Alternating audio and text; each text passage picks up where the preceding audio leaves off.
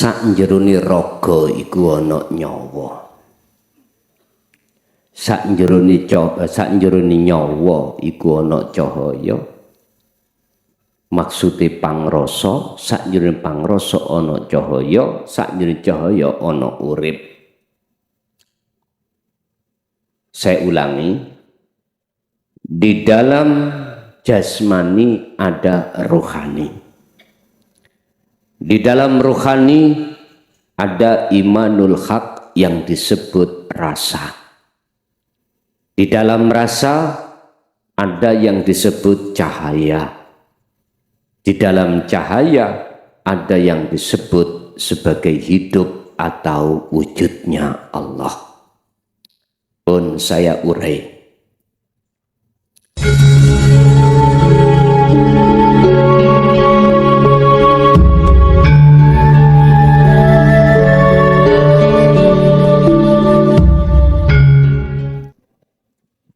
Bismillahirrahmanirrahim.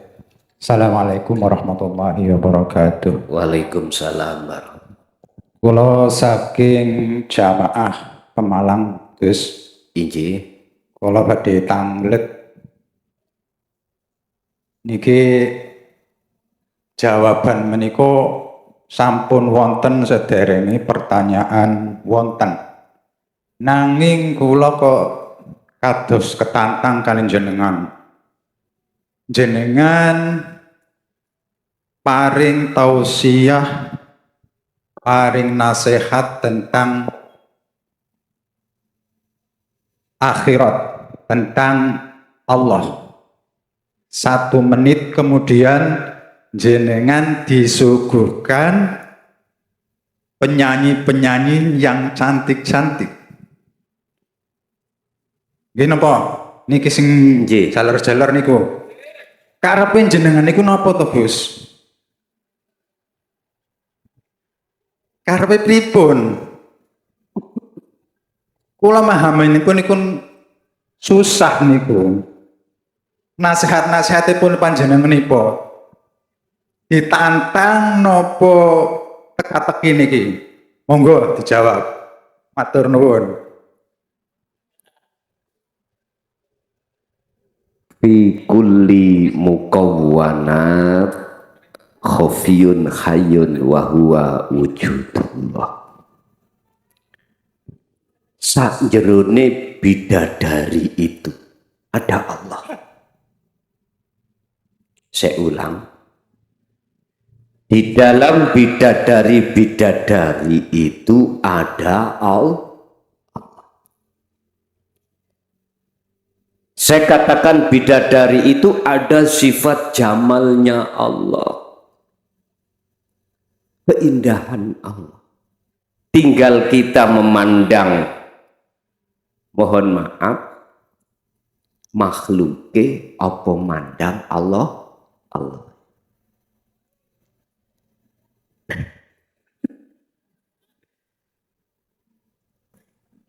Memang sengaja kami hadapkan yang seperti itu, kata Allah. Yang semata-mata liyabluwakum ayyukum ahsanu amala. Menguji jenengan. Ingat, ini dunia. Tapi di balik dunia itu ada alam akhirat. Tergantung kita memandangnya alam dunia apa alam akhirat. Kalau kita memandang alam dunia, mesti Pak kulo kesensem juga, gak sampean tok. Kulo ge kesensem. Isok-isok ningati ngomong ini, anak sapa ya? Wis mikire nafsu itu aneh-aneh akhirnya. Kira-kira gelem tak jak mulih lah ngono akhirnya. Gitu ya. Andai kata kak gelem tak jak mulih, misale ya tak gaeno omah nang liya. Lah ngoten nggih. Wis kapan marine niku? Lah ono marine. Makanya dawuh Bang Haji Roma di dalam jaga diri itu menurut kami penting. Penting. Apa? Bagaimana keadaan yang Allah hadapkan yang sebagai ujian terhadap kita, kita itu bisa melewati dengan benar. Tergantung jenengan iki pilih dunya sa akhirate apa akhirat tok. Nek akhirat tok ngene, mandang nang Allah itu. Secara fisik jenengan gak iso menikmati. Tapi nek sampean minta fid dunya hasanah, nek pancen dibagai Gusti Allah, gak usah dipikir, mesti teko dewe. Artinya apa? Nyun sewu mbak nggih, nyun sewu, temen nyun sewu. Saya berbicara tentang takdir. Saya tidak bicara tentang ilmu ini, ilmu itu enggak. Kalau beliau itu, mohon maaf, sing tak maksud, kalau beliau itu Allah menetapkan bagian jenengan, mesti melok sampean ku. Lho ngoten.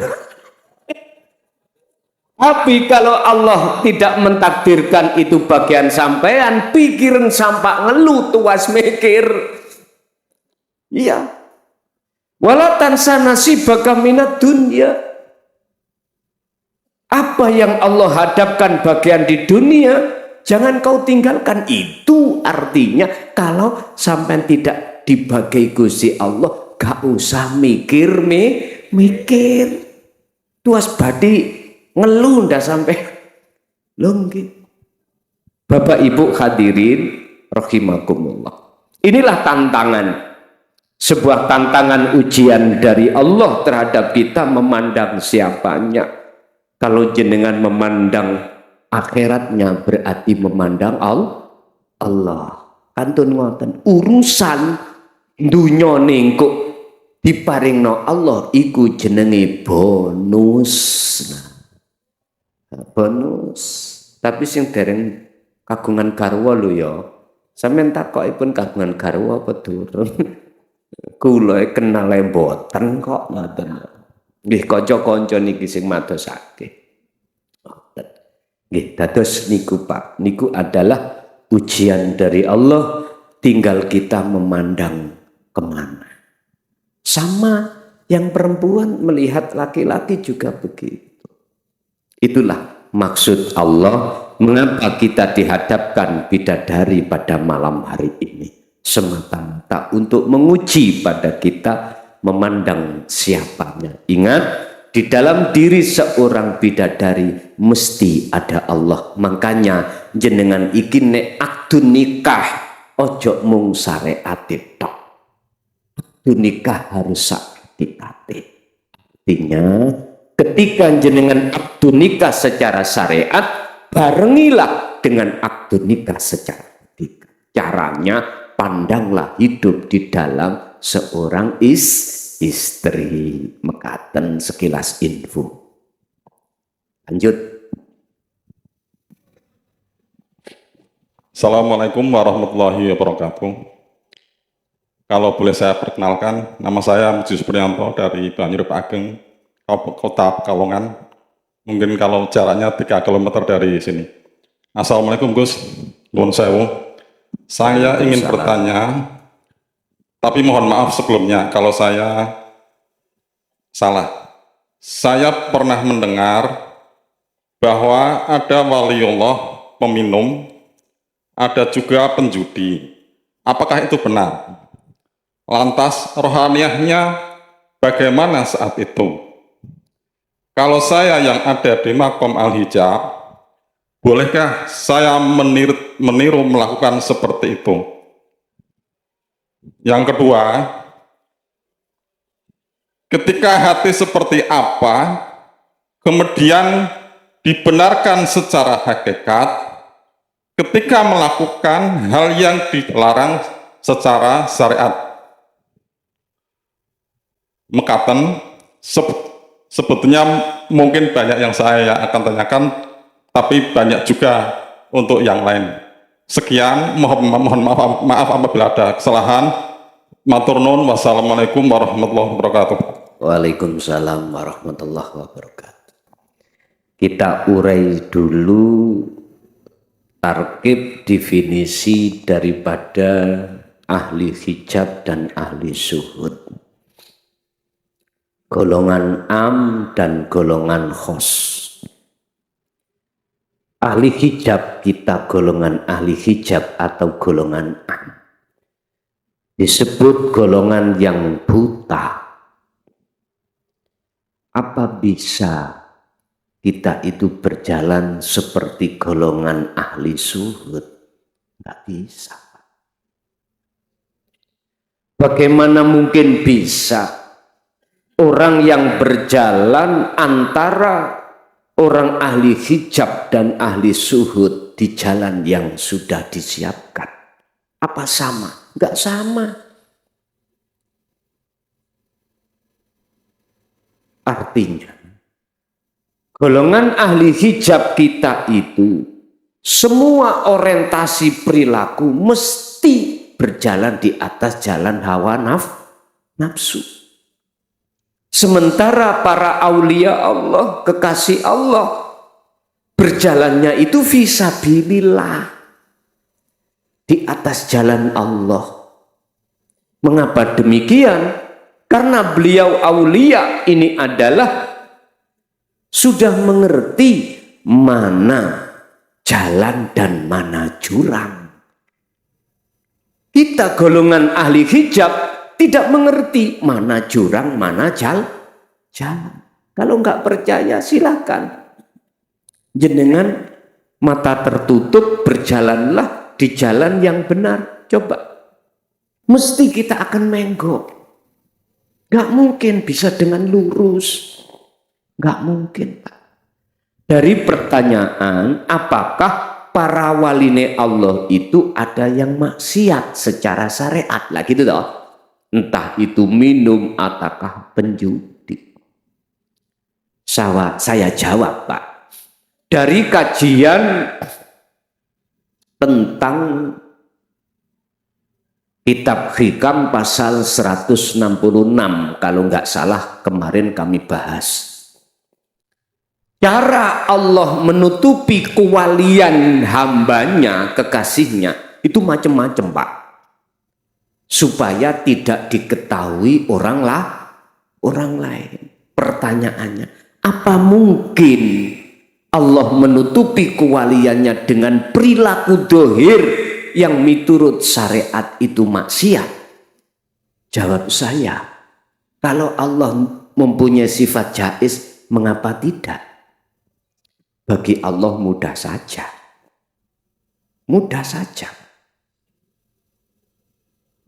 Bapak Ibu, kalau diteruskan, apakah boleh saya mengikuti, meniru perilaku maksiat para kekasih Allah? Lawang kita ahli hijab.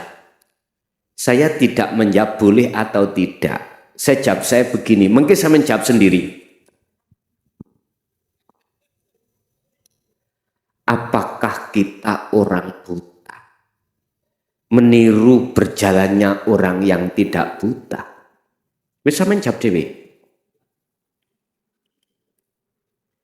Orang lain berjalan pakai motor, jenengan niru pakai motor. Saya menjawab sendirilah. Saya tidak mau menjawab boleh atau tidak. Pertanyaan jenengan saya jawab dengan satu pertanyaan. Dan jenengan praktekno sendiri. Gak usah ada yang nuntun. Motor langsung pakai pulang. Udah tiru orang yang tidak buta. Boleh atau tidak? Yus, itulah jawabannya.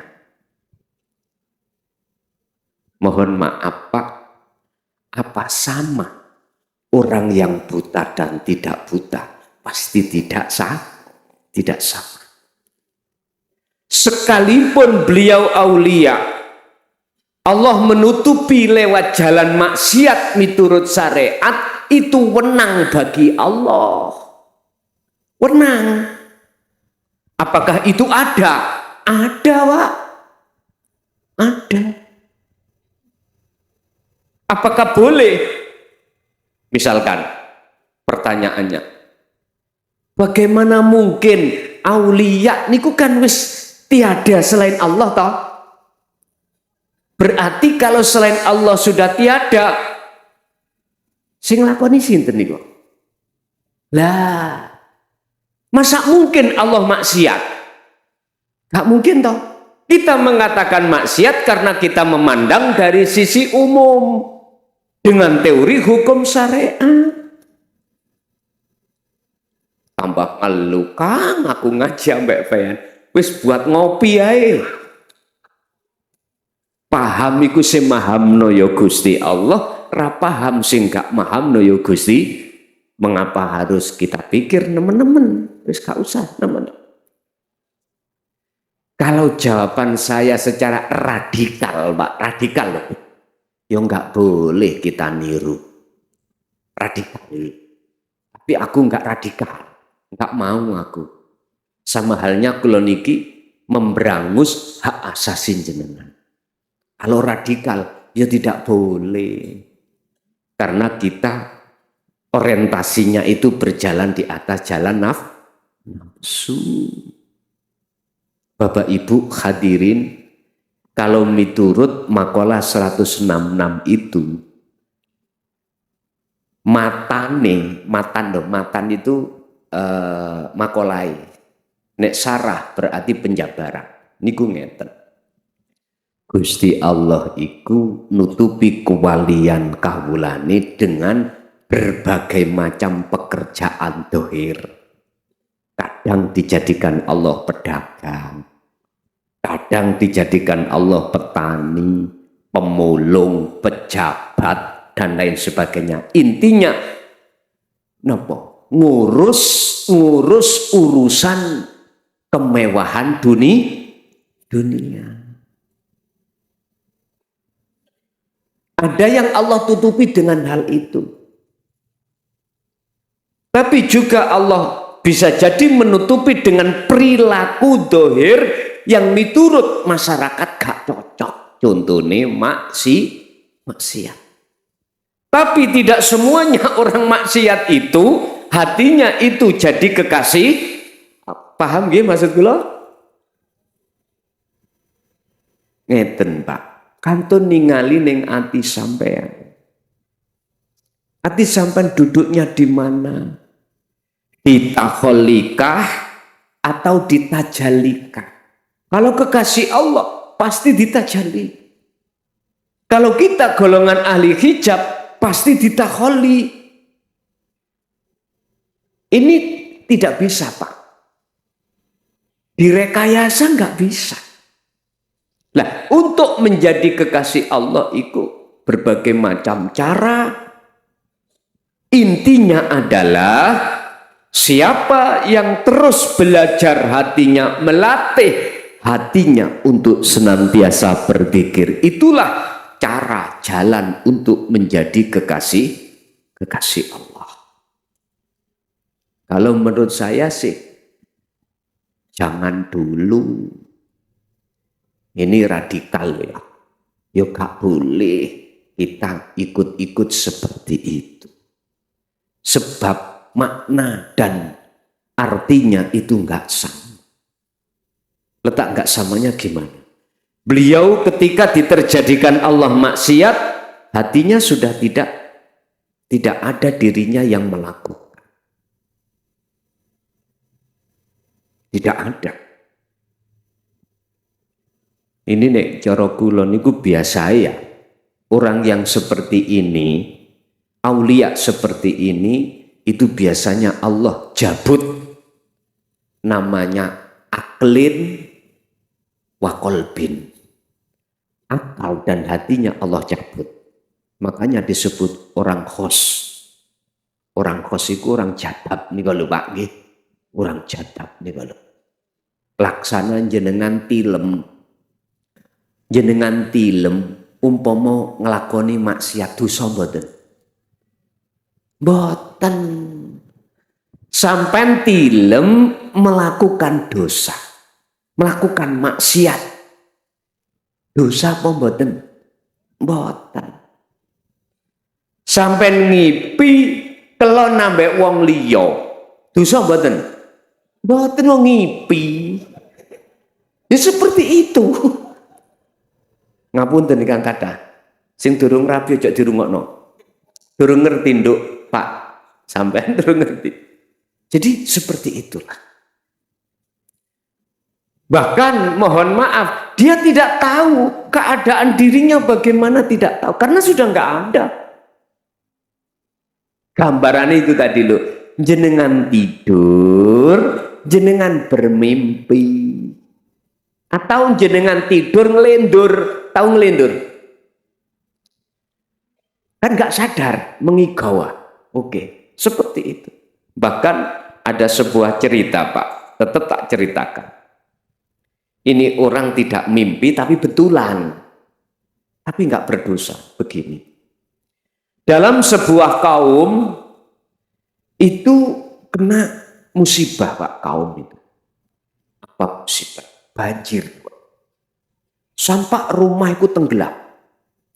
Semua masyarakat itu ngungsi dalam sebuah masjid karena masjidnya tinggi. Ngungsi di situ semuanya. Lah ketepatan itu ada kemanten anyar. Kemanten anyar tahu nggih? Kemanten baru. Kemanten baru itu wong namanya banjir itu tidak harian, mingguan Pak, belum surut-surut. Terus akhirnya waktu siang itu bilang kemanten laki-laki pada manten perempuan. Yang nanti jam 12 malam di bawah jidor ya. Tahu jidor Pak? Beduk. Nggih Mas. Pas jam 12 malam istrinya lupa ketiduran. Kok ditempati orang lain. Akhirnya sing laki-laki betul Pak tidur di bawah jidor. Terjadilah perilaku seperti itu. Sing laki-laki nggak tahu kalau itu orang lain. Terus habis itu sudah selesai, ya toh. Lah sing perempuan ya gitu sama. Iki sopo sih? Kok jar-jarke kok ngene? Singkat cerita, paginya itu ditanya istrinya, gimana Dek? Tadi malam. Apanya Mas? Mohon maaf Mas, saya lupa. Langsung kaget Pak nggih. Loh, Mbak, dengan siapa aku tadi? Loh, ini kan secara syar'i kan sudah nggak boleh, ya tak? Tapi olehnya tidak tahu. Kalau itu bukan istrinya, yakin itu istrinya. Disitulah Pak, dari hukum itu mengatakan tidak berdosa. Tapi kira-kira saged tak sampean budan nang lokalisasi lali iki duduk bojoku. Ya mboten saged ya. Mboten saged. Makanya tadi saya katakan ini tidak bisa direkayasa. Ini kok belewakrak tutuk guni Bang.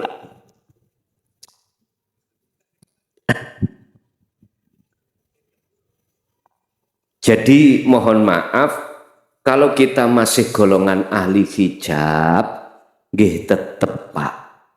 Tetep kalau jawaban saya dari secara radikal mboten angsang.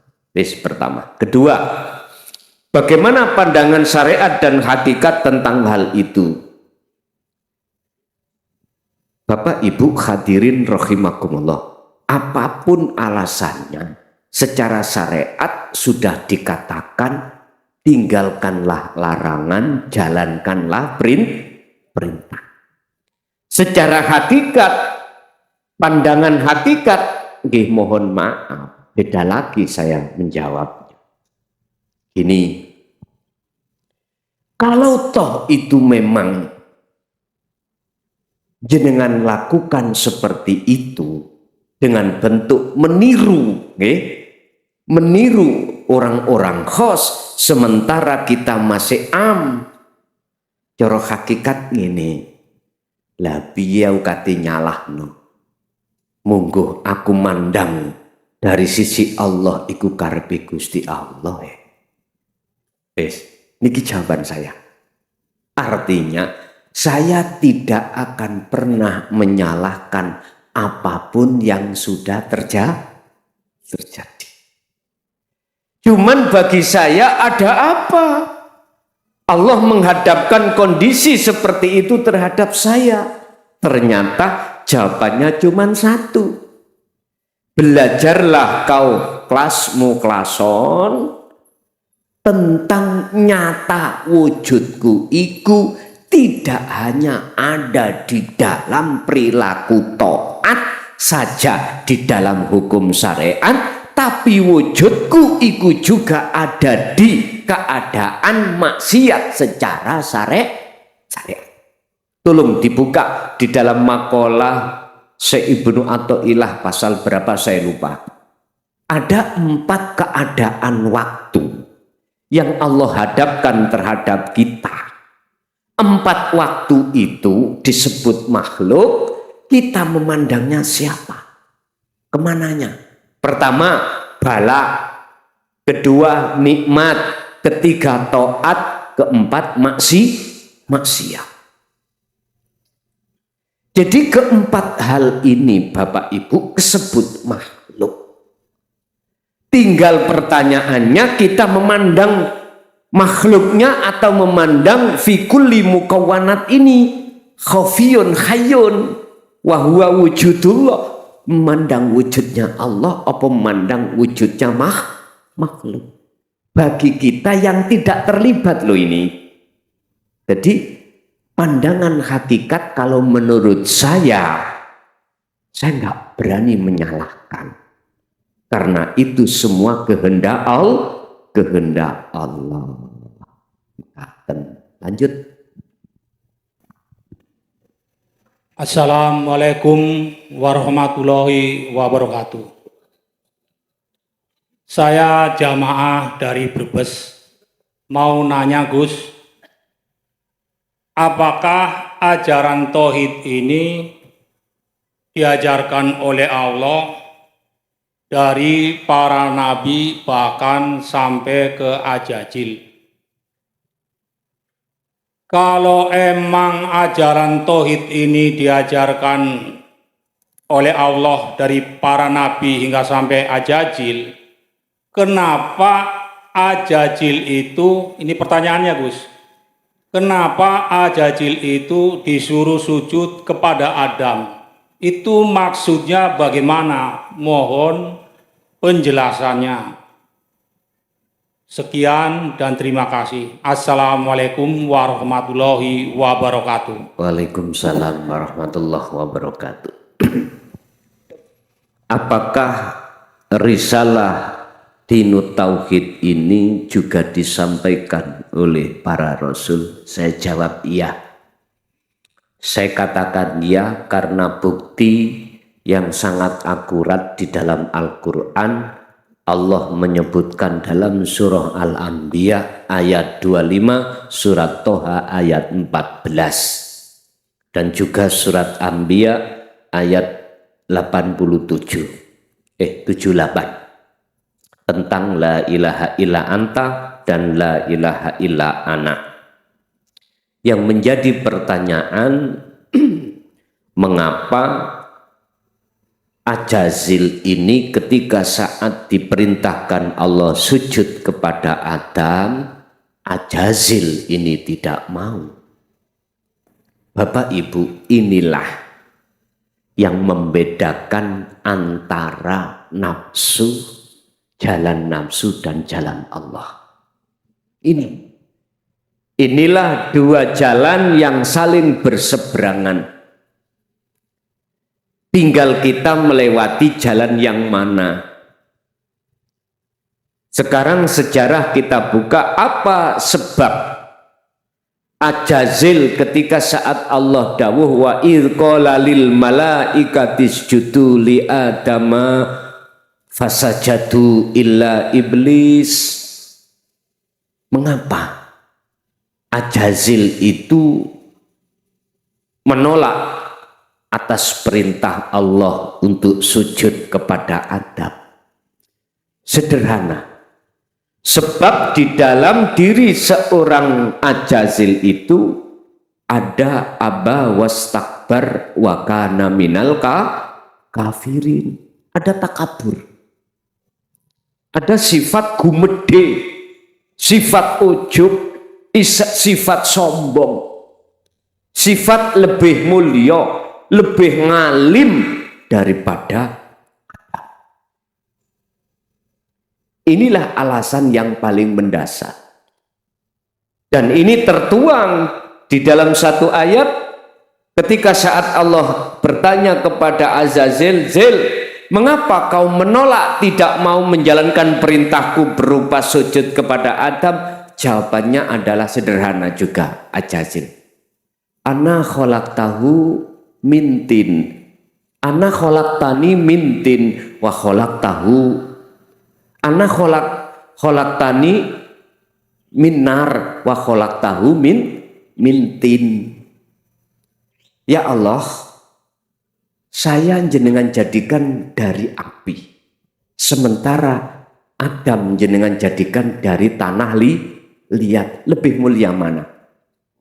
Gusti Allah dibadai, Pak. Otomatis akal menjawab lebih mulia api. Justru oleh karena merasa lebih mulia inilah yang menjadi penghalang yang namanya Ajazil menolak perintah Allah. Mohon maaf, ini kalau saya terjemahkan pada diri kita, siapapun kita, Pak, kalau merasa lebih baik daripada orang lain, berarti Ajazil ya kita ini. Ajazil yo kita ini. Bolehlah sampai katakan anak turune, wes gak apa-apa. Kalau saya mengatakan yo kita ini Ajazil. Orang yang merasa lebih baik daripada orang lain macam-macam unsurnya, faktornya macam-macam. Kadang karena lebih kaya. Kadang-kadang mobilnya lebih bagus, rumahnya lebih bagus, jabatannya lebih tinggi. Ya Allah Pak, cara kula ngomong ilmu, pengikuti luwih kathah, pondoke luwih gede. Ya Allah. Ini persoalannya. Bukan perkaranya itu dinu tauhid belum disampaikan, sudah. Cuman tolong dibuka dalam surah Al-Baqarah ayat 5 dan ayat 6. Muncul Ajaziliku yang bagaimana? Innal ladina kafaru sawaun alaihim a'anzartahum am lam tundirhum la yu'min. Bukan persoalannya dinu tauhid belum disampaikan, disampaikan. Cara Allah menyampaikan macam-macam. Ada yang lewat lewat ayat-ayat yang bersifatkan Qur'aniyah.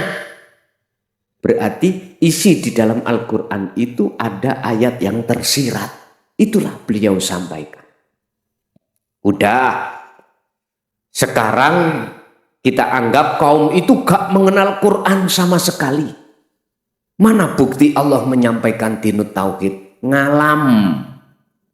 Inilah ayat-ayat yang disebut kauniyah. Ayat-ayat yang bersifatkan alam ini. Contoh, mengapa dihadirkan bidadari, penyanyi. Ini kauniyah. Ngandung pitutur. Kauniyah lagu. Iki kauniyah. Pitutur. Maksudnya di dalamnya mengandung ajaran apa, pengertian apa? Ini alam ini Pak semuanya. Tapi miturut surat Al-Baqarah itu tadi, sesungguhnya orang-orang yang hatinya terhijab. Kafarun niku mboten kula artikan orang kafir, ndak. Tak artikan hati yang tertutup. yang buta. Yang buta. Yang buta mata hatinya. Yang tuli kesombongan. Loh, disitulah Pak.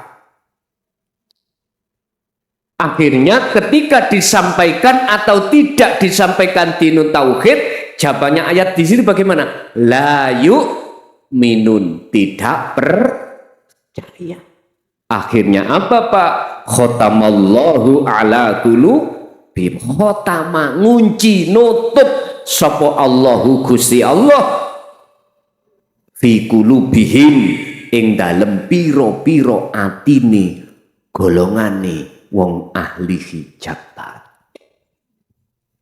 Jadi Pak, bukan persoalannya belum disampaikan, sudah, tapi tidak percaya. Alasannya itulah akhirnya Ajazil ragelem sujud menyang Adam. Bukannya nyembah Adam, enggak.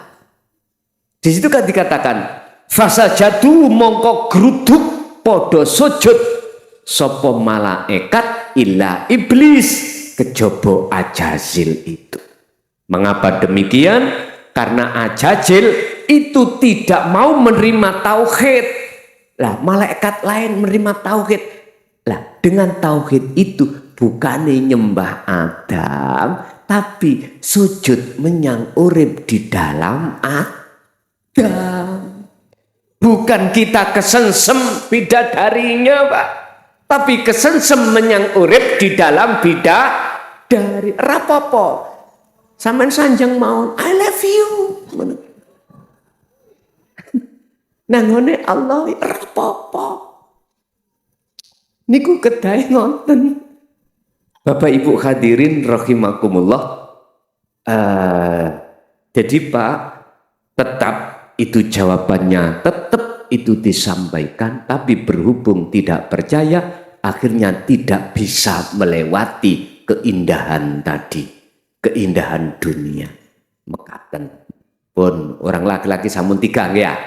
Sekarang ganti ibu dulu, nanti kembali ke bapak-bapak, barangkali ibu ada, monggo.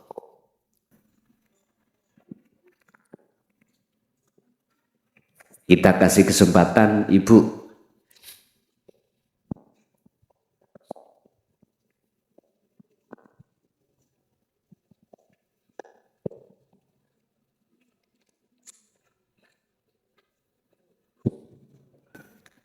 Assalamualaikum warahmatullahi wabarakatuh. Waalaikumsalam warahmatullahi wabarakatuh.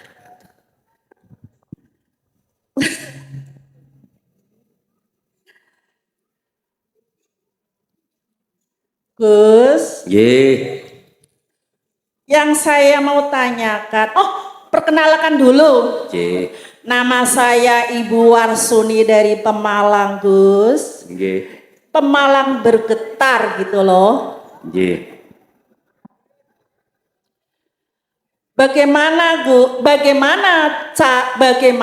cara yang efektif untuk menfanakan nama, sifat, zat untuk menuju ke ahadiyah, menuju ke ahad agar tidak jatuh bangun, Gus. 2. Di hati ini sudah merasa tentram, nyaman, merasa aman, dan hati kadang mengucapkan ini loh yang hak dan itu loh yang batil. Semua itu bertanda apa ya Gus? Mohon penjelasannya sayang.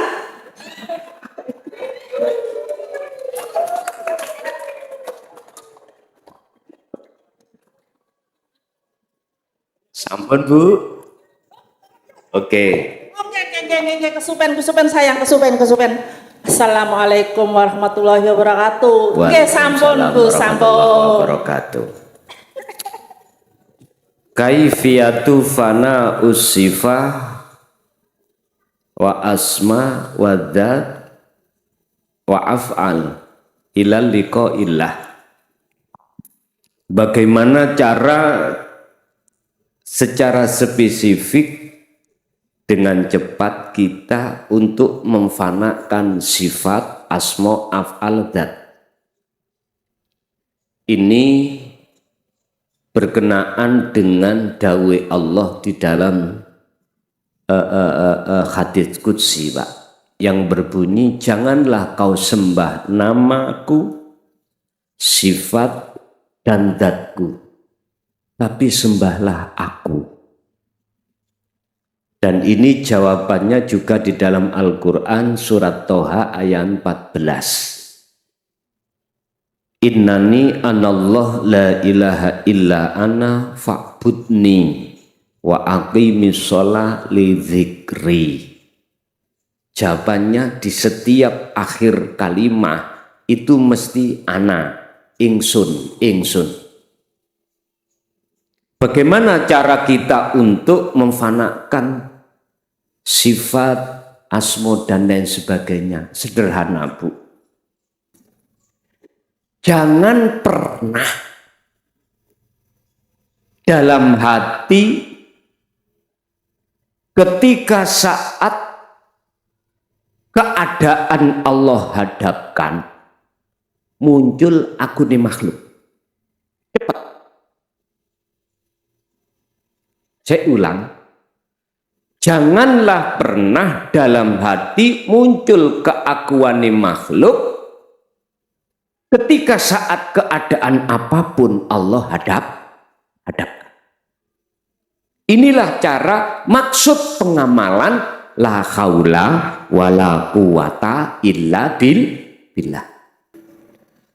Jikalau itu sudah terjadi pada hati panjenengan, otomatis dengan sendirinya muncul dalam hati sampean ini keakuan Allah. Otomatis nih. Dan itu boleh karena keakuan makhluk itu sudah tiada. Makanya saya katakan al-khalat ketika saat mengatakan la fi jubati illallah itu sudah benar. Karena makhluk dalam diri hati al-khalat itu sudah tidak ada. Dan atau di Indonesia sejarah Syekh Siti Jenar mengatakan aku Allah. Itu benar karena di dalam diri Syekh Siti Jenar itu makhluk sudah tiada. Tapi akhirnya menjadi persoalan perdebatan karena apa? Karena munculnya itu keluar secara syariat. Iki jadi masalah. Padahal itu sesungguhnya pitutur. Saya katakan tidak apa-apa, jawabannya di dalam surah surat Toha tadi ayat 14. Innani sesungguhnya saya, ana iku ana, yo saya iku Allah, yo aku iki Allah. Sing ngendika sinten? Ya Allah, bukan si makhluk itu tadi. Oleh karena kita memandangnya makhluk, akhirnya menuduh makhluk itu menuhankan diri sebagai itu Tuhan. Inilah letak salah fahamnya di sini. Fa'budni, sembahlah aku. Loh, aku toh sing disembah. Jadi nama Allah sudah tidak ada, ya toh?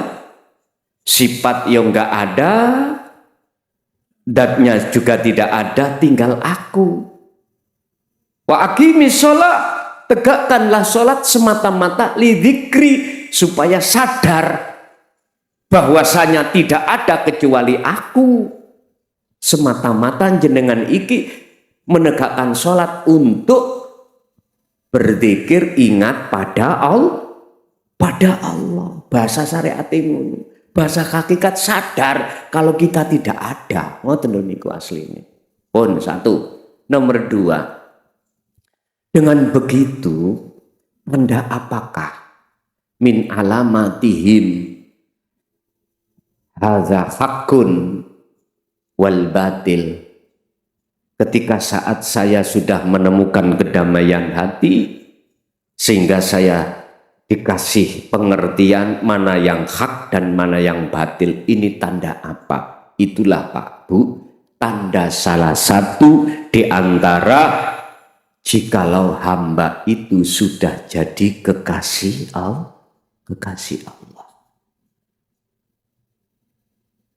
La khaufun alaihim walahum yahzanun. Siapa mereka? Alladzina amanu wa kanu yattaqun. Surat Yunus 62-63. Tanda kekasih Allah itu adalah mereka yang hatinya tidak ada rasa takut, khawatir, gelisah. Siapa mereka? Mereka yang tidak hanya beriman tapi juga ihsan. Wa kanu yattaqun, itu adalah posisi jenengan sudah di ihsan. Itulah makom makrifat pada Allah. Ibu Malih. Assalamualaikum warahmatullahi wabarakatuh. Waalaikumsalam warahmatullahi wabarakatuh. Bagus, kula kenalan kula saking Pemalang Gondang. Kula badhe tanggrek, kula sampun nderek Thariqah Naqsabandiyah sampun dengu. Kula niki badhe nderek tanggrek ilmu tauhid lan makrifat, badhe nglakoni zikir asrar, sirul asrar. Pripun Gus Mulason? Pun kula cakap semonten mawon. Wassalamualaikum warahmatullahi wabarakatuh. Waalaikumsalam warahmatullahi wabarakatuh. Jikalau jenengan nderekake atau menjalankan dzikir sirul asr, berarti jenengan ada peningkatan. Mestinya harus gitu. Sebab gini Pak, ketika kita sudah beraktivitas di dalam kancah thariqah itu apa? Jalan menuju dan bertemu Allah. Jikalau tidak dibukakan kunci jalan untuk menuju makrifat, nggak bisa wusul. Makanya saya katakan itu peningkatan, karena itulah dzikir tersebut sebagai kunci jenengan ini bisa masuk ke makom musyahadah, makom akhirat, makom ihsan ada di situ memang. Sehingga saya katakan tidak hanya boleh, menurut saya wajib bagi kita sebagai pelaku jalan menuju pada Allah. Lah, mulai awal sudah saya sampaikan, walaupun jenengan itu hanya mengikuti di YouTube tanpa pernah bertemu saya, terus jenengan ini dong paham, jenengan jalankan, itu sudah otomatis Allah izinkan. Jenengan gak usah apa iki sah apa enggak ya, wong aku gak ketemu orangnya lah, ngono dah. Wis, yang mempunyai kunci semua adalah Allah. Anda digerakkan untuk bisa memahami dan menerima, itu tertanda berarti Anda telah dimasukkan Allah di dalam kancah kunci tersebut. Makanya jenengan yang jauh dari Indonesia khususnya, jangan khawatir, sah itu. Makanya awal-awal sudah saya katakan azaztukum, sudah saya berikan secara syar'i terhadap siapapun yang mau menerima. Monggo Bu, jenengan jalankan. Sebab fungsi daripada dzikir sirul asr adalah nafi itsbat. Tandanya nanti kalau itu sudah jalan, hati sampai gak gampang gelisah, gak gampang susah, justru malah menemukan satu kedamaian. Sebagai proses awal, orang yang melakukan dzikir sirul asr itu ada di tahapan su'aul basyirah, harus selalu mengasah, merasakan kehadiran Allah di dalam segala hal keadaan apapun.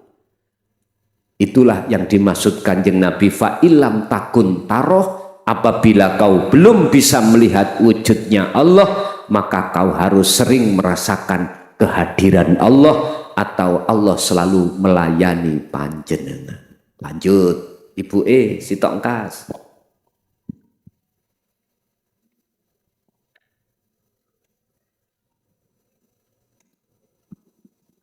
Boten wonten. Ibu ngene ibu wis gak enek baru nang wong lanang. Tasik wonten?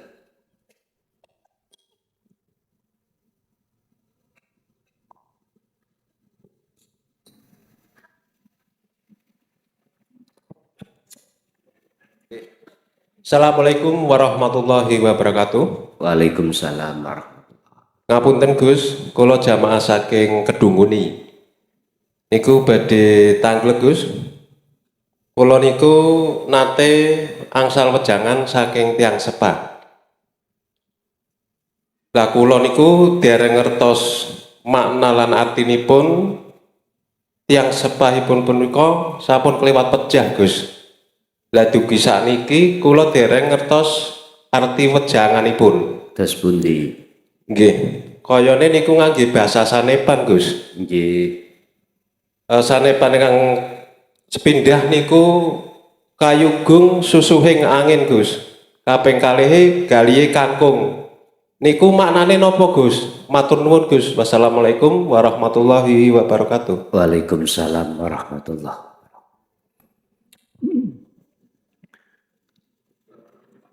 Susuane angin dengan galihe kangkung. Susuane angin iku maksude urip.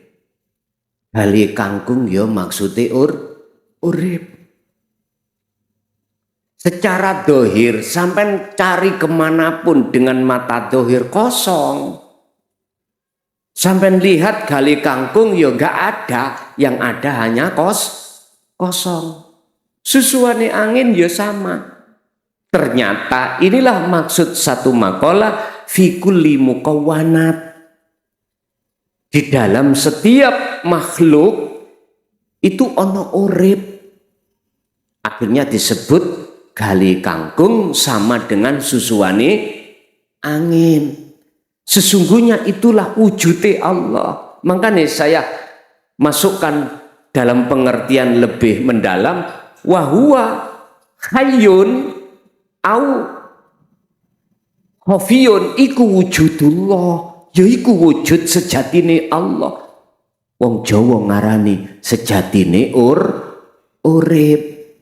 Lah tinggal pertanyaannya kita, bagaimana caranya untuk bisa sampai bertemu dan rangkul-rangkulan terhadap itu. Dalam bahasa kitab, bagaimana kita bisa mengesahkan Allah? Syuhudul wahdah fil kasroh, ini jawabannya. Pandanglah esa di dalam banyak. Ngoten niku. Ini enggak akan pernah kita terjadi pada diri kita selama mata hati masih buta. Enggak bisa, Pak. Kalau masih ada tutupnya mata hati, enggak bisa. Ini harus dibuang. Yang membatasi atau menghijabi mata hati kita harus dibuang. Yang bisa membuang hanyalah Allah. Allah membuang itu ada asbabun nuzulnya, sebab-sebabnya. Mengapa Allah buang hijabnya hati? Cuman satu. Muhammad dzikron kathiron, perbanyaklah sadari hatimu, dzikir sejatine dzikir yang harus kau lakukan. Itulah jawabannya dzikir sirul asrar. On titik ada di sini, Pak. Oke, lanjut. Assalamualaikum warahmatullahi wabarakatuh.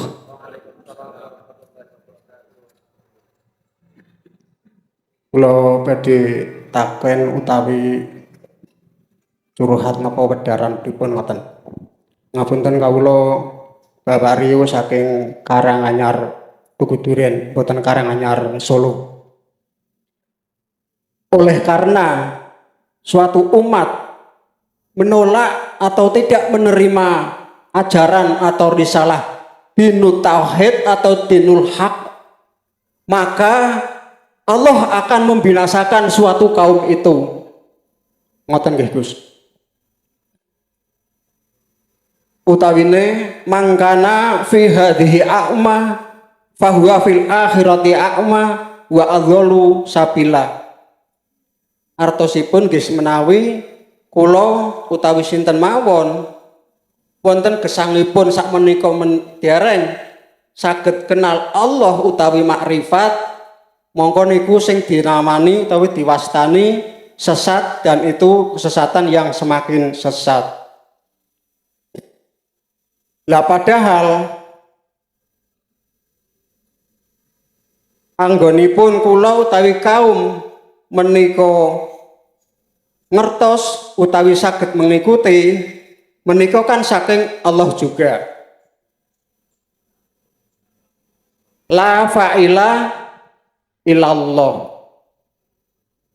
la maujuda illallah. Lah niku wedaran utawi wejangane supados saged kangge penguatan ngoten Gus. Kadang kula nggih hampir tiap malam mengikuti utawi bolak-balik baik sing live maupun sing tunda. Kados-kados sing nggih kadang sok paham, tapi kados saya malih sok kados kawur ngangin ngoten niku Gus. Mbok menawi nggih sing lintune nggih sok wonten sing sami napa nggih. Menika setunggal. Lah ingkang kaping kalihipun kula inget napa niku wejangan utawi keterangane saking panjenenganipun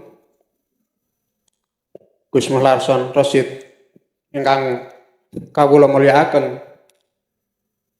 Sinten kemawon tiyang ingkang berjalan wonten pelajaran utawi risalah menika nggih menika dinul tauhid, artinya jahidu sabilillah, jalan mengenal utawi sagete bertemu Allah. Jangan dikira kita akan dibiarkan begitu saja, ngoten Gus. Lah kleresan menika kula dereng dangu sing mengikuti senaosa saking YouTube. Nggih, alhamdulillah wonten sing pertemuan utawi pengajian langsung wonten sing Pekalongan duka ping pinten ping gangsal apa pinten. Lah dalam perjalanan menika kula estu menika sing siapapun sinten kemawon sing berjalan utawi ngambah dalan iki jangan dikira akan mulus-mulus enak-enak begitu saja. Tidak, ternyata kula ngalami Gus. Tepate nggih sasi siam wingi niku ngantos yah menten. Mungkin secara umum utawi secara lahir disebut napa niku ujian niku nggih tiba tiyang sanes tiyang nggih sanes tingkat beratipun utawi nggih arupi-rupi ujian utawi cobaanipun. Kados sing keterangane Gus menika bisa suatu orang atau stakom diuji lewat harta benda yang tadinya kaya raya, usaha enak, bisa tiba-tiba atau entah karena disebabkan apa langsung jatuh, usaha macet dan lain-lain sebagainya. Dan kalau saya amati sendiri bisa juga ujian itu tidak hanya harta atau kekayaan, pun sebaliknya ketika kita dihadapkan atau dikasih Allah dalam suatu keadaan yang sebaliknya daripada kaya atau enak itu. Misalnya seperti saya dikasih ujian, anak saya itu kalau dibilang mungkin bahasa sini apa nakal, apa bandel. Untuk ukuran saya atau untuk ukuran kebanyakan mungkin bandelnya itu kelewatan. Dari kecil saya berusaha bagaimana caranya agar anak saya itu kalaupun tidak berhasil, kalaupun tidak baik-baik amat, ya minimal tidak rusak-rusak amat ngoten Gus. Di antawise nggih kula sekolah ke TK nggih ten RA, ten MI. Lah wingi-wingi niku ngapunten iki sedayane menawi rada ngene curhat nggih. Nggih. Wingi niku Gus, nggih ngoten niku. Terus larene kula ingkang alit kula matur ampun emosi semua dari Allah niku kan kula nggih. Nate lare kula sing alit niku berarti sakniki 18 tahunan lah niku. Kula ajak napa kula ajak ngaji niku. Ampun emosi niku masih kok Pertanyaane nggih. Masih nakal niku nggih saking Allah ngoten. Lah jawab adike aku pengen arep kakak yo juga karena Allah ngoten. Nggih. Lah menawi dalam keadaan kula perjalanan kula dereng saged napa sing diwastani makrifat utawi ketemu Allah. Kula sing kawur kanginan kok kula dening Allah dipun katakanlah ajal menika pripun ngoten Gus. nggih. Mbok menawi semanten dumateng sedaya jamaah ngapuntene mbok menawi kula kedangon apa kepripun matur nuwun dumateng Gus dumateng sedaya mawon. Assalamualaikum warahmatullahi wabarakatuh. Waalaikumsalam warahmatullahi wabarakatuh. La yu'minuna kulluhum jami'an nas ghadaballahu alaihim. Orang-orang yang tidak beriman terhadap ajaran Allah untuk mengesahkan Allah, sebagian besar di antara mereka itu akan dihanguskan Allah, digodop Allah. Maksudnya apa digodop itu? Ya hati kita dijauhkan dari ketenangan jiwa. Yang kaya takut miskin, yang punya jabatan takut kehilangan jabatan, yang punya pengaruh takut kehilangan pengikut. Bapak Ibu, itu terjadi terhadap siapapun kalau hatinya menolak tentang ajaran tauhid. Sebab ajaran tauhid itu fungsinya adalah mengesahkan Allah.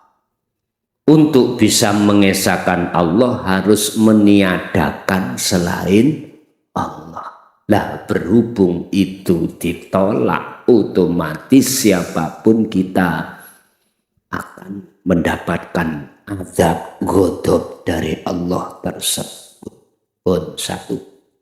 Nomor dua, man tariqut tauhid ila ma'rifatillah la yadunnu idza kanat yusron.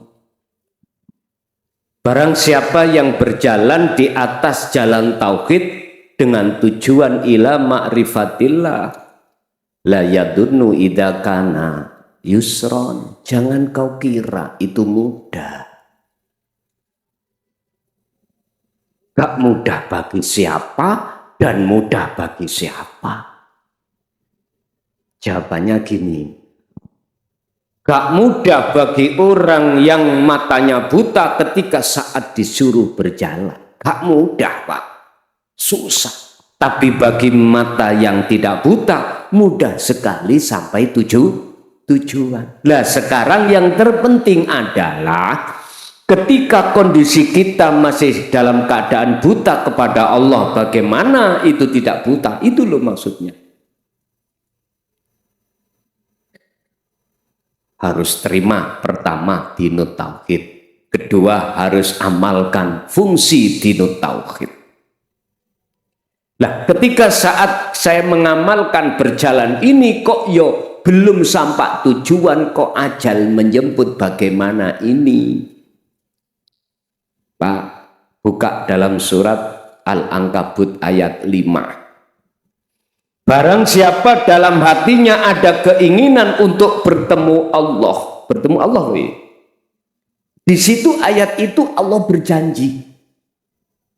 Dalam waktu yang sudah Allah tentukan pertemuan itu pasti terjadi. Andai kata di dunia jenengan belum ketemu, mesti sampai ikut setelah di alam dunia menuju alam kekekalan, disinilah pertemuan pasti terjadi.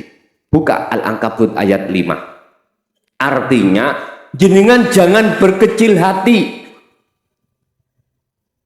jangan pesimis. Dikarenakan jenengan kali kula nggak ada nasab kewalian, nggak ada nasab duriah orang baik-baik, terus nggak bisa. No, jangan. Dalam ayat ini memakai isim nakiroh, tidak memakai isim makrifat. Mengapa demikian? Ini untuk umum, siapapun. Berarti tidak bicara tentang nasab, tentang duriah, tidak. Barang siapa yang hatinya ingin bertemu Allah, fa inna ajalallah la'at. Allah berjanji dalam waktu yang sudah Allah tentukan, pertemuan itu pasti terjadi. Lancar aja jenengan. Urusan mati, wis apa kata Allah? Yang penting kita fa'budu, terus mengasah bagaimana cara hati jenengan bisa mengesahkan datang Allah. Itu aja. Oke. Lanjut, masih ada Bapak?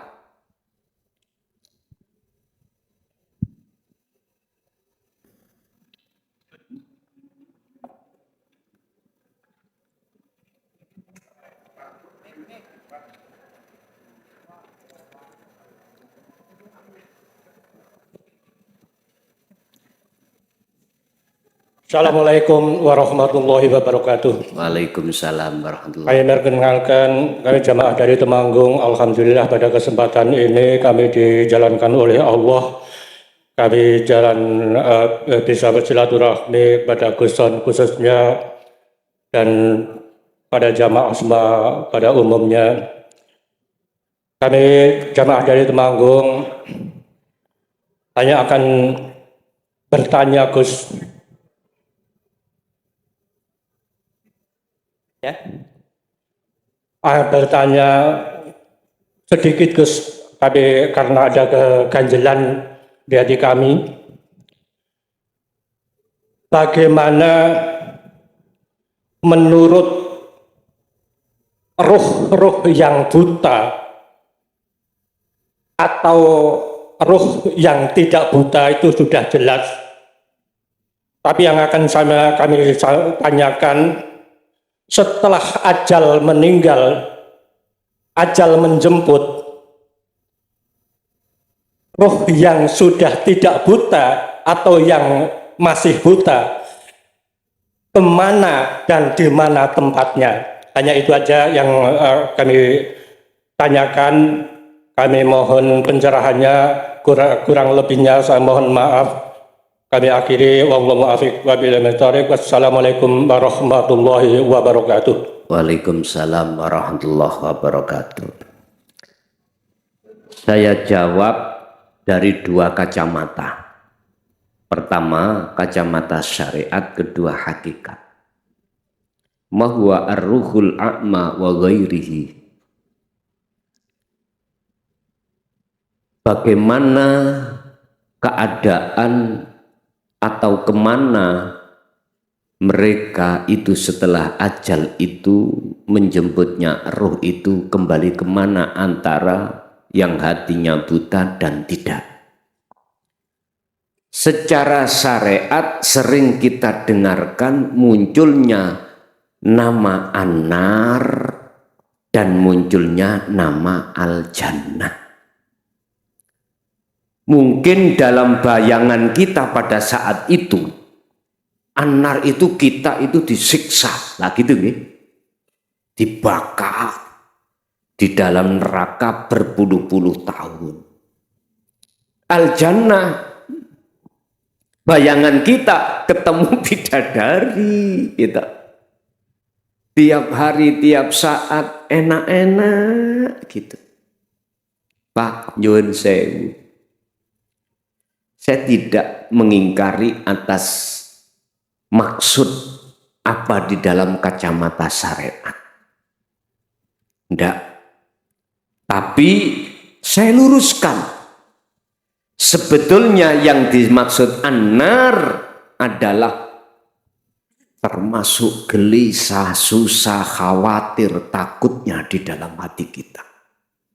Ini sebetulnya itu. Makanya di situ disebut al-ghadab dengan atau al-azab dengan ar-rahmah. Rahmat, anugerah. Yang akma, yang buta berarti hati kita berlaku yang namanya takut, rasa gelisah, khawatir, dan lain sebagainya. Intinya hati ini nggak ada kenyamanan. Yang tidak buta, kebalikannya. Hati terasa damai. Ingat, kedamaian hati yang sejati itu bukan diukur di dalam dunia kita mewah, enggak. Tapi kedamaian yang hakiki adalah ketika saat hati bertemu Allah. Dari pertanyaan kemanakah antara ruh yang buta dan ruh yang tidak buta? Sederhana jawabannya secara logika. Nanti habis pulang yang kumpul ini kita bagi dua. Satu pulang dengan mata terpejam, satu pulang dengan mata yang tidak terpejam. Nanti habis itu kasih kabar saya. Itulah jawabannya. Itu jawabannya. Apakah yang buta bisa sampai wa inna ilaihi rajiun ke rahmat? Saya jamin tidak. Justru yang tidak buta inilah yang sampai pada apa sih tujuannya? Kembali. Asalnya dari Allah, kembali ke Allah. Asalnya tiada, kembali ke tiada. Dengan ketika saat kita kembali ke tiada, maka disitulah akan nyata yang ada. Inilah letaknya kedamaian hati itu, Pak. Jadi nanti mesti jawabannya di WA saya. Ada yang sumpek, ada yang senang. Mesti gitu. Yang tidak buta ikut senang, yang buta mesti susah. Mengapa susah? Mesti kecemplung got. Tak bisa nyampak ke rumah. Makanya mengapa sih Rasulullah itu ada satu hadis yang mengatakan awaladun solihun yada'ulah. Kalau kita posisi dalam adab, ada anak soleh yang selalu mendoakan kita. Ternyata anak soleh itu adalah anak yang sudah kefanaan makhluk. Berarti yang menolong siapa?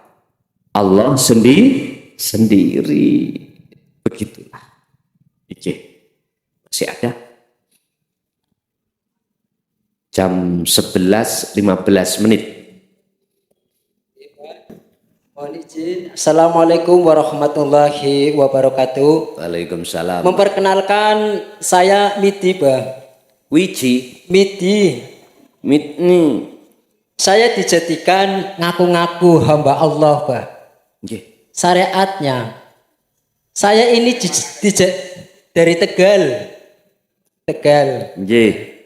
Syariatnya ini saya dijadikan sebagai pengurus utawi juru kunci makam, Bah. Ini sangat sadis, Bah. Lah singkat cerita, saya dikasih wejangan seperti khodam yang di makam itu, Puluk. Saya ini rumahnya tolong dibersihkan. Ntar saya kasih kamu ilmu. Tapi bukan ilmu mantra, Bah. Ilmunya satu, kamu jangan mengganggu orang yang sudah bersuami istri. Satu, Bah. Yang kedua, kamu jangan mengganggu perjalanan rezeki orang lain. Yang dikatakan ilmu torekot itu pertarungannya santet ataupun lebon, Bah. Yang ketiga, kamu jangan melakukan ilmu kekebalan. 3, Bah. Lah tujuan, apakah orang yang sudah bermakrifat wujud goibnya tidak bisa diistimewakan oleh Sang Maha Kuasa atau tidak? 1, Bah. Dan yang kedua, saya diberi ilmu oleh Allah, Bah. Secara fisik langsung sama dohirnya bisa menembus tembok, Bah. Dan bisa berjalan di atas air. Dan bisa melangkah di atasnya atap rumah, Bah. Tapi setelah saya minta cara bahasa sama wali, ya wali, coba saya ingin dibuktikan di hadapan secara manusiawi. Oh, bahasanya jangan. Ilmu itu nggak usah dipamerkan, tapi untuk diperjalankan. Dan di akhir kemudian, Bah, bukannya saya pamer, karena saya istilahnya memamerkan, karena saya itu bertekad tidak akan kembali ke jalan itu, Bah. Yang syariatnya itu saya bisa menyembuhkan orang lumpuh, utawi sakit, utawi orang kesurupan, Bah, atas izin Allah. Dan merasa dia ditolong, ada yang ngasih uang ratusan juta sampai rumah, Bah, karena itu fatal. Tapi wali itu, Kulub, kamu jangan berkemilikan, udah yang penting kamu hidup bersama saya, tidak akan kurang sandang kelawan pangan, Bah. Seperti itu, Bah. Malah ada perombakan makam Mbah Kramat Muareje di pinggir pesisir, orang-orang pada nyumbang, Bah. Dan ada wujud, langsung wujud, Bah. Wujud dua orang pakai surban, ada tangan ada kaki, tapi nggak ada wajah. Pesennya dia bilang, pesen langsung, Bah, jangan kau ambil hak orang lain walaupun rupiahnya 2000. Itu yang kedua, Bah. Dan yang ketiga, saya tarik, saya ulur, saya tarik, saya ulur. Saya disuruh puasa selama 3 hari, 3 tahun tidak istirahat, Bah. Terus kalau tidur habis sholat subuh, tidur, kadang bangun jam 8, jam siang sampai siang lagi. Setelah saya membuka YouTube, saya melihat YouTube-nya Abah. Satu kali, penasaran. Kok ada kata-kata beat itu apa ya? Saya ketik beat Gus Muklason. Oh, saya 3 hari HP tidak istirahat, Bah, sampai panas. Lah di situ saya duduk, Bah, seperti ngimpi. Abah datang. Kalau kamu ikut aku, kamu belajarlah gila. Dan kalau kamu ikut aku, kamu harus terlanjang. Saya tak gelar tak gulung, Bah. Akhirnya saya sadar, Bah, secara dunia terakot bab masalah pengilmuan, baik mustika ataupun gaman, baik amalan, bahkan saya kasihkan sama orang lain yang biasa sabab, Bah. Bahkan orang itu saya kasih uang. Dan disinilah terjadinya, setelah kita mengenal YouTube-nya Abah sampai dihadirkan sama Allah di tempat ini, kita bertemu sampai kita bersalaman, seakan-akan saya dihujani, Bah. Hati saya terasa sejuk. Dan setelah saya melakukan apa yang telah diajarkan oleh Abah, masalah kholwat, apa ya, saya nggak bisa diceritakan, ya, karena di luar nalar, ibarat orang pasrah. Ya seperti itu, bila kula nunut sama jenengan mawon, Bah. Ya kemudian kesini saya tidak bisa diceritakan. Demikian yang kami sampaikan, kurang lebihnya kami mohon jabarannya, Bah. Apakah orang yang sudah bermakrifat jiwanya ataupun ruhnya tidak bisa diwujudkan untuk bisa menolong syariatnya sesama wujud manusia yang ada di sini, Bah? Kenapa saya membicarakan? Karena saya tidak ingin kembali ke jalan itu lagi, Bah. Ternyata kita tidak punya daya upaya dan kekuatan apa-apa. Demikian yang kami sampaikan, kurang lebihnya kami mohon maaf yang sebesar-besarnya. Wassalamualaikum warahmatullahi wabarakatuh. Waalaikumsalam warahmatullahi wabarakatuh. Ada kekasih Allah itu yang Allah tetapkan di dalam kasafnya. Artinya apa? Ada kekasih Allah itu yang Allah bonusi tentang ahlil kasaf. Sing sampean ceritakan mang termasuk nambani orang, termasuk berjalan di atas air dan lain sebagainya. Dan juga ada kekasih Allah itu yang kebalikannya, tidak dibonusi Allah di dalam tentang masalah karomah atau perkara yang ada kaitannya dengan alam mukasafah. Dari pertanyaan apakah bisa diwujudkan seperti pada umumnya? Jawabannya, jikalau Allah meletakkan si A sebagai kekasih Allah itu kebonusan tentang masalah tasawuf, maka kekasafan itu tidak menjadikan penghalang hatinya pada Allah. Sekarang kekasafan di dalam alam muhadharah. Contoh, jenengan mohon maaf Bu nggih, istrinya tidak satu seperti Rasulullah, bahkan sampai ada 4. Itu kekasafan, kekaromaan di dalam alam muhadharah, tapi tidak menjadikan penghalang hati beliau pada Allah. 2. Kekasafan anak sampean itu kuwatah, ora kenek dihitung saking akeh. Terus anak ya ngono pinter-pinter manut-manut. Dan juga ada anak sing belunat. Belunat itu mokong. Mokong itu apa? Menentang. Dan itu tidak bisa menjadikan penghalang hati panjenengan pada Allah. Oke, mari garwa anak kona tiril mungkontoroh dunyo brono. Mewah, jabatan punya, masalah apapun punya. Tapi itu tidak menjadikan penghalang. Nah, mengapa Allah bersikap demikian? Karena miturut hitung-hitungan Allah terhadap si A ini, dengan adanya kemewahan, kekaroman di dalam alam muhadharah atau alam mukasafah, tidak menjadikan penghalangnya beliau. 1. 2. Ada kekasih Allah yang sebaliknya, wis melarat, gak tahu ono enak, ya toh, rabio, gak oleh-oleh. Kene seneng kono gak seneng, jebule kono seneng kene gak seneng, gak ketemu. Bahkan anak pun gak punya, apapun gak punya. Intinya wis gak punya keahlian apapun di dunia ini. Loh, mengapa Allah bersikap seperti ini? Karena miturut hitung-hitungan Allah, jikalau si B dikasih seperti si A, maka terhalanglah, sehingga sengaja Allah tidak hadirkan karomah itu tadi.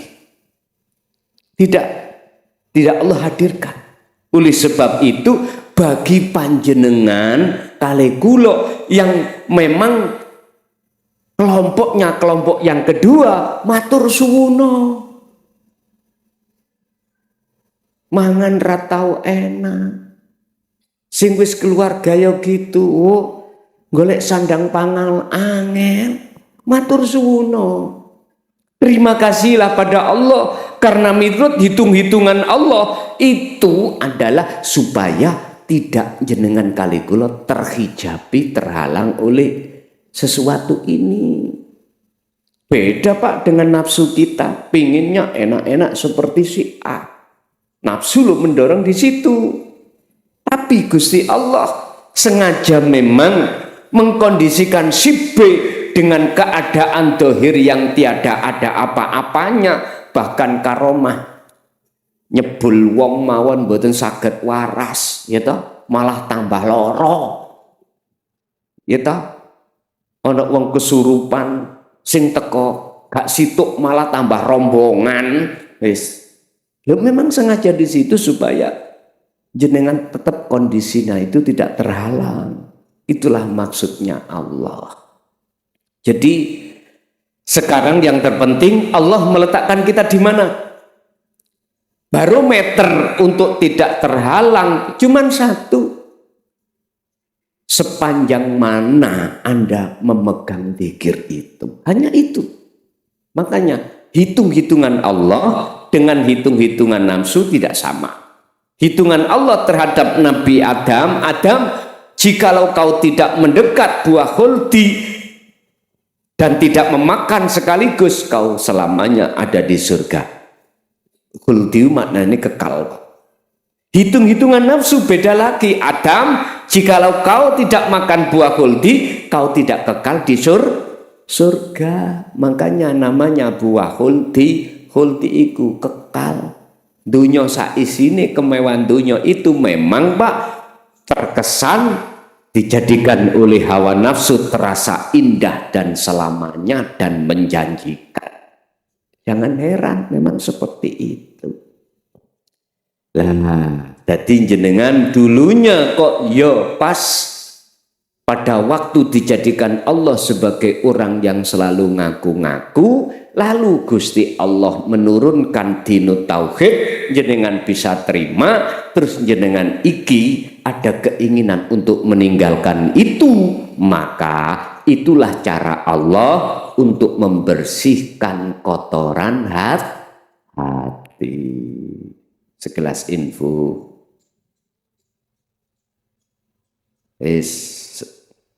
Ada lagi, monggo.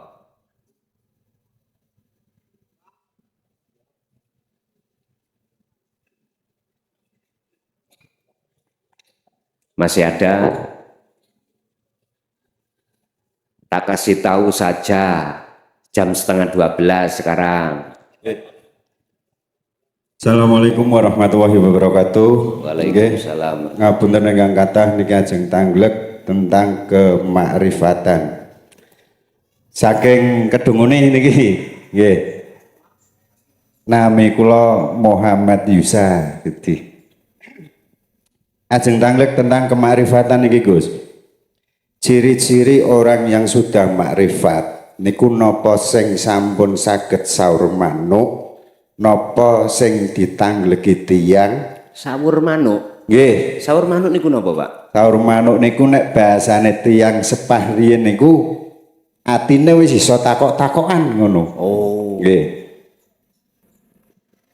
Terus mal napa sing tiyang niku sampun saged maringi solusi ketika di nyusuni solusi kalih tiyang kados niku mawon. Kula cekapaken Assalamualaikum warahmatullahi wabarakatuh. Waalaikumsalam warahmatullahi wabarakatuh.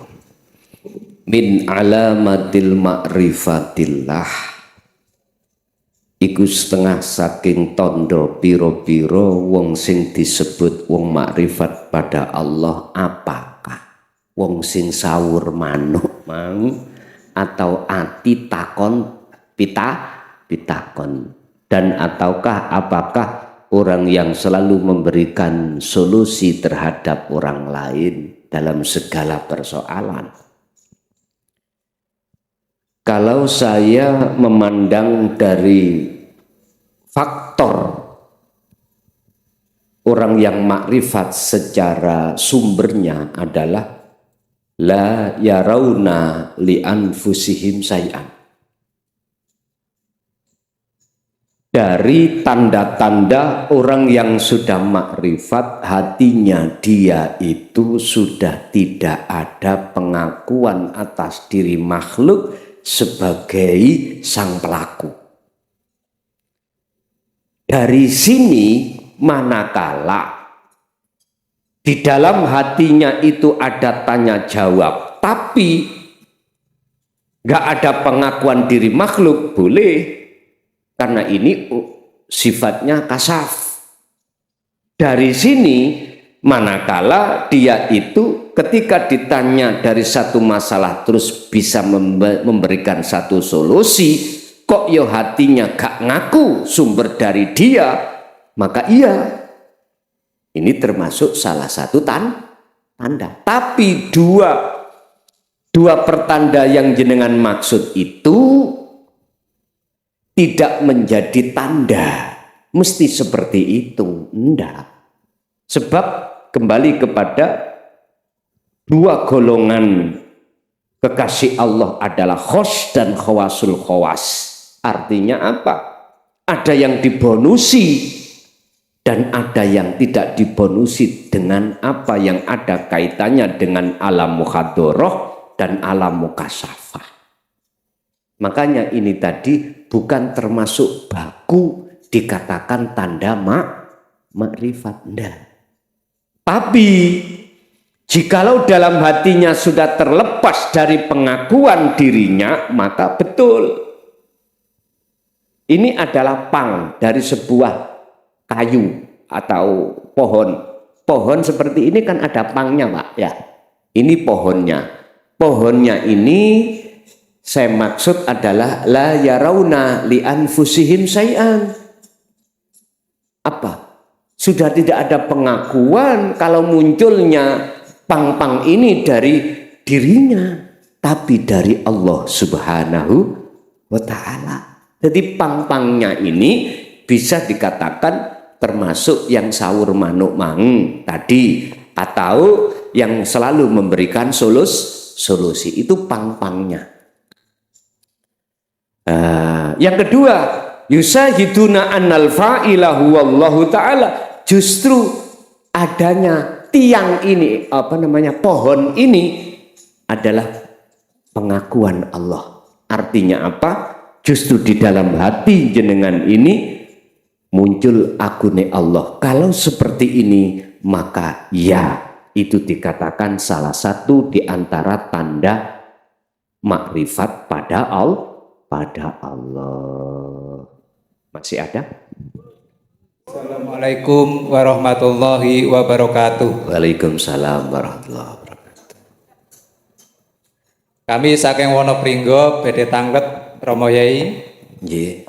Tentang kholwat itu, apakah di saat kholwat kami tetap menjaga wudhu secara syariat, apa tetap hanya topo broto atau kholwat utawa meditasi itu tidak menjaga wudhu secara syariat? Bagaimana penjelasannya Romo Yai? Nggih. Assalamualaikum warahmatullahi wabarakatuh. Waalaikumsalam warahmatullahi wabarakatuh. Kalau posisi sampai iku kholwat secara khusus, walaupun asalnya jenengan ikut tidak batal dari wudhu, terus batal. Kalau yang jenengan maksud itu wudhu secara syariat, batal secara syariat, maka di situ tidak dipersoalkan.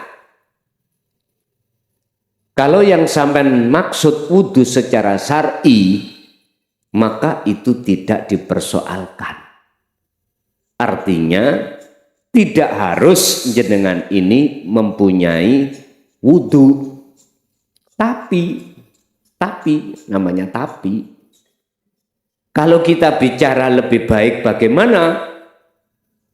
Ya lebih baik jenengan iki ngagem wudhu, sebab toharoh dohir, toharoh batin. Toharoh dohir berarti jenengan iki lepas dari hadas kecil dan hadas besar. Toharoh batin jenengan lepas dari syirik jali dan syirik khafi. Tapi ketika saat jenengan kholwat, di tengah-tengah kholwat iki sampai toharoh jasmani iki lepas, apakah harus jenengan iki wudhu? Ndak juga tidak apa-apa.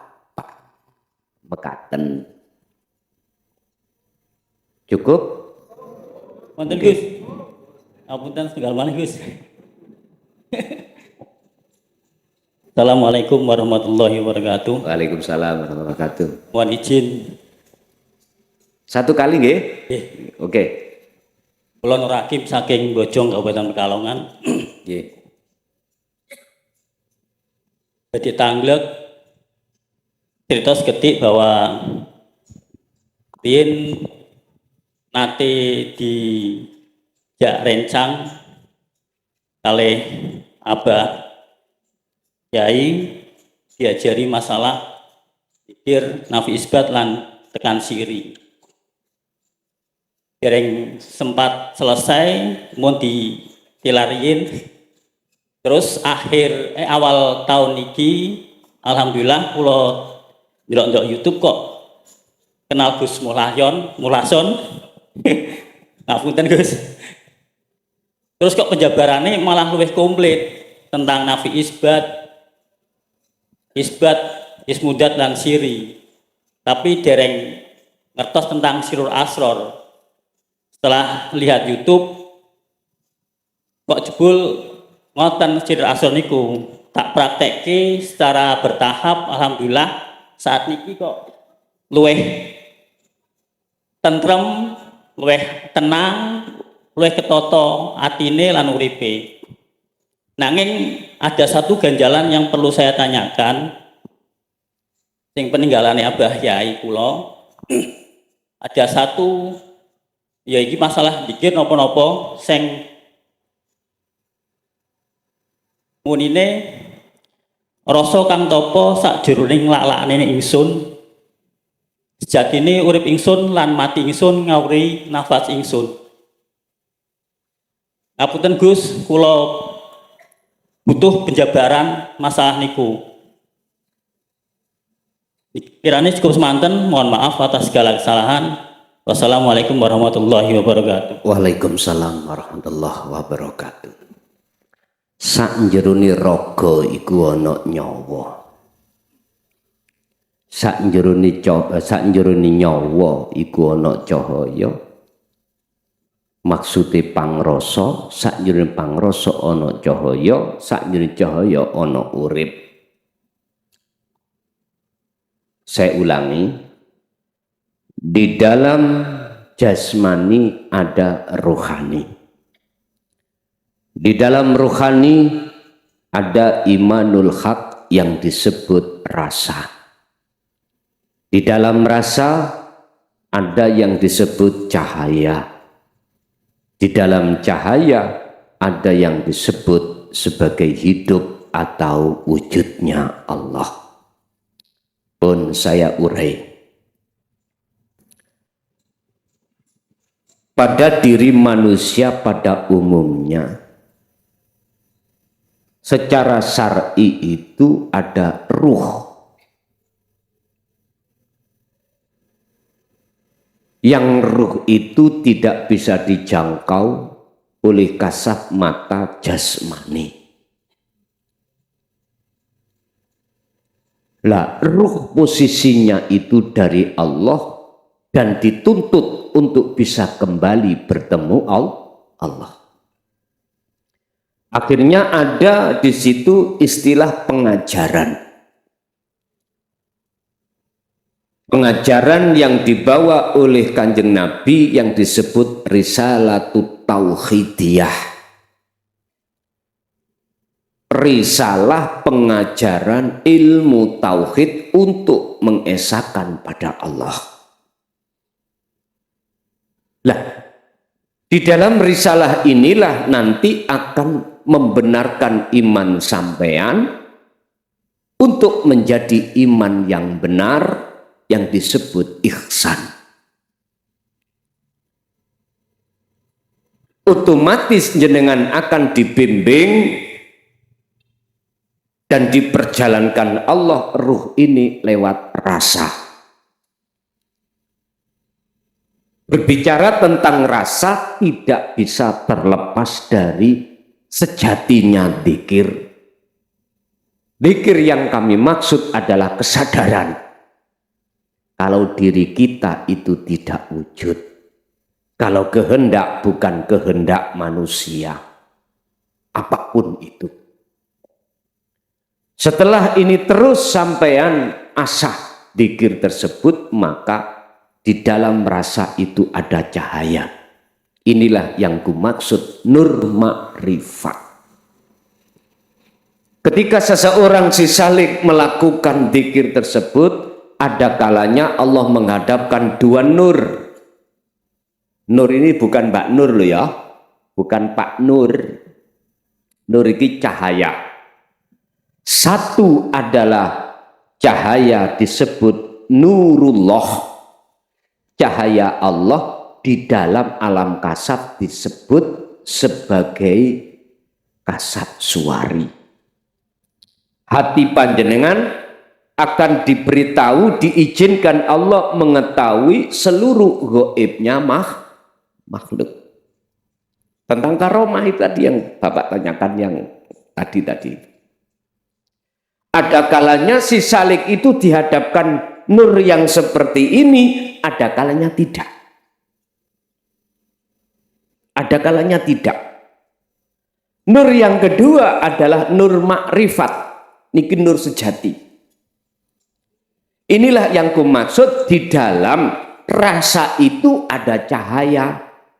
Fungsi cahaya ini adalah melepaskan, menghilangkan perkara-perkara yang menggelapkan terhadap ruhaniah jenengan, yaitu isinya makhluk itu dilepas Allah. Sebab gini, Allah akan menyalakan nur makrifat dalam satu hamba manakala hamba itu selalu berzikir datang Gusti Allah. Ketika nur makrifat itu menyala, maka saat itu perkara yang menggelapkan hati Anda terhadap Allah itu Allah sikap, Allah hilangkan. Makanya di dalam nur itu ada urip, ada wujude Gusti Allah. Inilah proses-prosesnya yang harus jenengan ketahui. Setelah itu selanjutnya jenengan lampai atau jalankan di dalam fi kulli akhwalikum, di dalam segala keadaan panjenengan. Sebab sejatine dzikir yang bisa menyalakan nur makrifat ini bisa dilakukan dalam keadaan kondisi berdiri, duduk, atau berbaring apapun. Mohon maaf, ning WC boleh. Mohon maaf lo ya. Ning WC, di WC saja padahal secara syariat nggak boleh kita mengucap Allah. Lah ngoten nggih, asma Allah nggak boleh. Itulah kau ucapkan. Nah, dzikir yang kau ucapkan, yang ku maksud dzikir yang tidak kau ucapkan. Sirul asra itu dirasa. Setelah dirasa baru ainul basyirah bertemu. Setelah bertemu hakul basyirah menyatakan, ya aku iki Allah. Kok di situ jadinya itulah makrifat.